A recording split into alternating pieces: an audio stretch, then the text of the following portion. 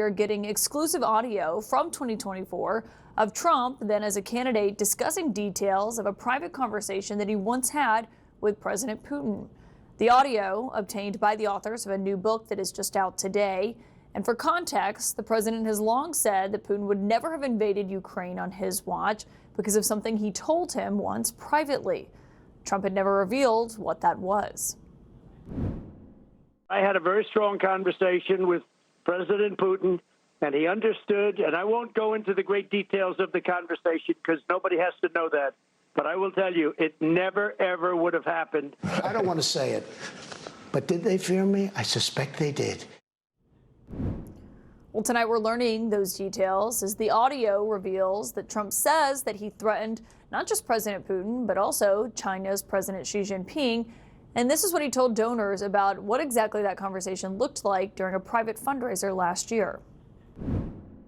With Putin, I said, if you go in to Ukraine, we're going to bomb the shit out of Moscow. I'm telling you, I had no choice. The public wants it.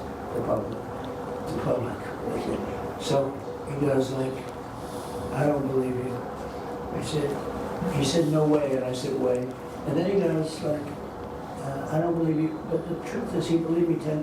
And I told you this, he believed me 10%. Then I'm with President Xi of China, but I said the same thing to them. I said, you know, if you go into Taiwan, I'm going to bomb the shit out of Beijing. He thought I was crazy. He said, Beijing, you're going to bomb Beijing. I said, I have no choice. I got to tell you, we're going to bomb Beijing. And he didn't believe me either, except 10%. And 10% is all you need. In fact, 5% would have been okay too. And we never had a problem. We would have never had a problem. The Trump campaign declined to comment on the content of what you just heard there, but the three deeply sourced reporters who acquired that exclusive audio are joining me now tonight. Josh Dawsey of the Wall Street Journal, Isaac Arnsdorf of the Washington Post, of course, also Tyler Pager of the Times as well, are all three the authors on the book that is out today. 2024, how Trump retook the White House and the Democrats lost America. And Josh Dawsey, I mean, you obviously have covered Trump along with me for years now. Given the audio of what you heard the president saying about Putin then, I wonder what you made of how fed up he seemed with him today. Well, I think what he was trying to tell the donors there, Caitlin, was that he could have deterred this. He could have stopped this. You heard him say on the campaign trail, if you reelect me, I can stop this immediately. And it's clear Vladimir Putin has not been listening to what Trump wants, right? I mean, Trump says, I've been doing all these calls, they're frustrating. Today he unleashed a profanity as he was sort of describing what he thought of Vladimir Putin and what he was doing. But what you see in that tape is Trump behind closed doors to his richest donors in New York, telling them, you know, I had control over these guys, basically espousing the madman theory, right? They thought I was just crazy enough that maybe I would have done something if they crossed me. And I used that to basically get them to do what I wanted them to do. And I think what the frustration you're seeing now from President Trump, you know, we've reported he says Vladimir Putin has changed. He makes all of these comments in private about how he used to think he had a better relationship with Vladimir Putin. And I think Putin's just not listening to him. Putin's not listening to what Trump wants him to do. Yeah, I mean, and Isaac, when Trump was running, and obviously that is a deep part of the book, is what the Trump campaign looked like internally, as well as the Biden and Harris campaign. But when he was running, the argument that he made to voters was, I can fix this. I can handle this. You know, Putin is scared of me and intimidated by me, as Josh mentioned there.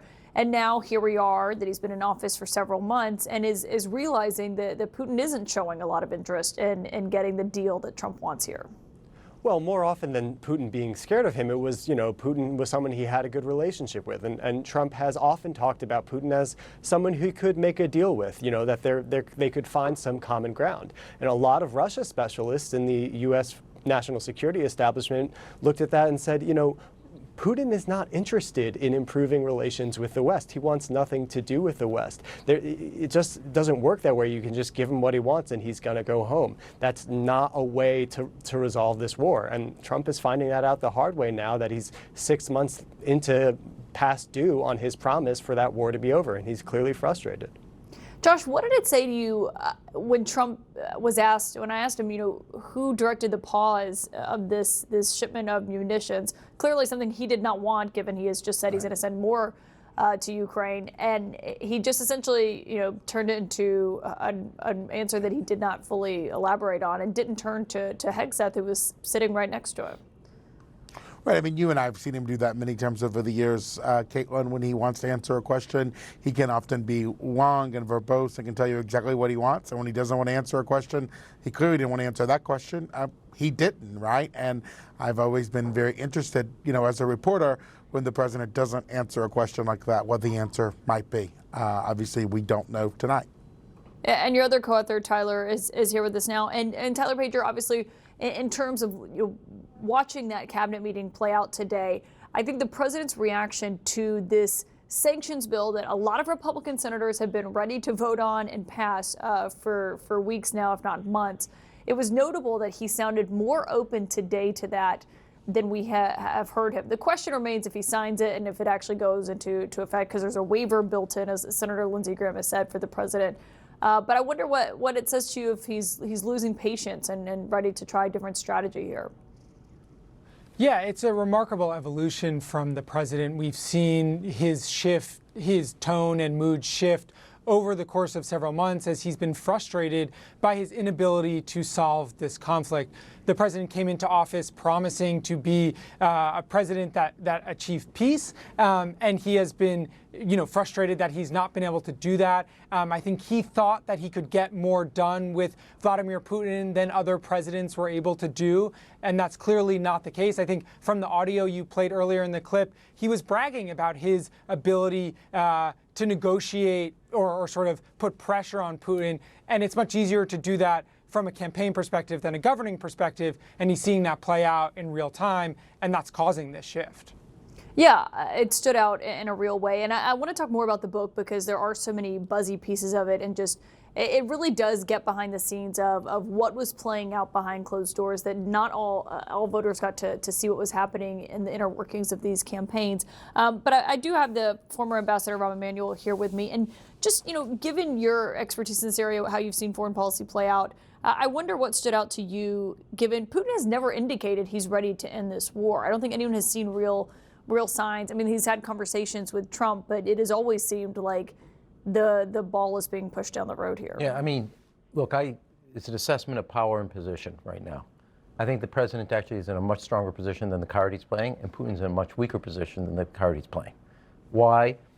You take the bombing in Iran, regardless of our politics, Putin sees that as a strong position, not just a madman position, but a strong position. The aftershock is being felt in Beijing and Moscow. You have a situation, Putin lost Syria. He has shown to be feckless on Iran.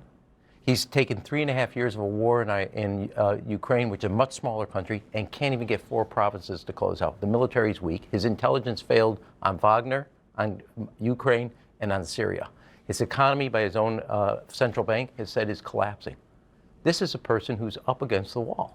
And the president has an opportunity to both apply weapons pressure and sanction pressure.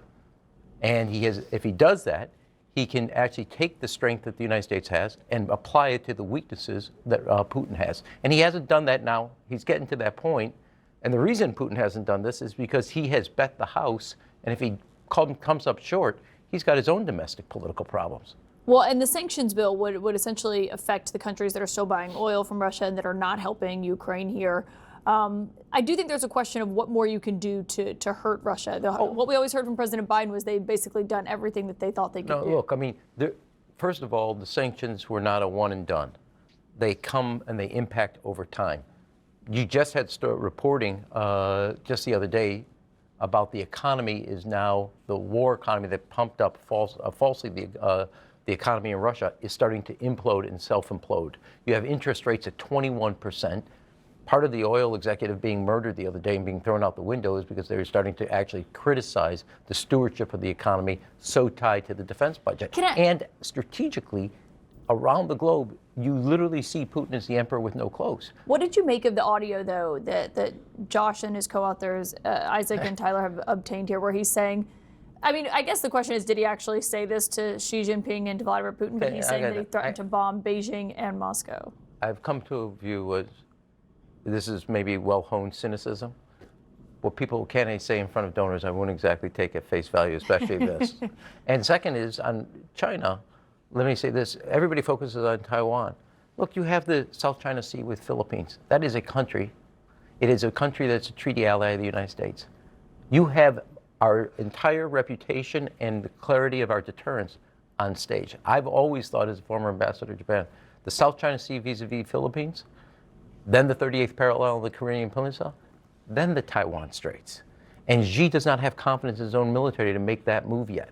So to me, the real challenge is right now, first and foremost, in the front queue, is the South China Sea with the Philippines.